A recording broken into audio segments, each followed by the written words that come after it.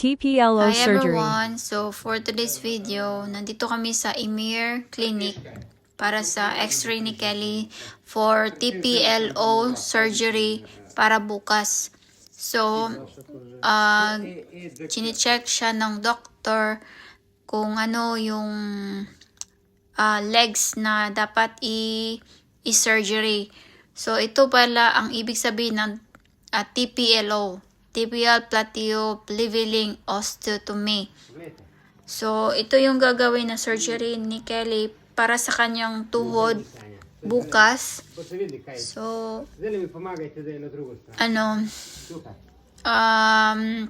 sad to say na mahirap tong dadaanan na ni Kelly, but we will fighting na ma-okay siya kasi yung knee niya is nahirapan siyang lumakad at siya.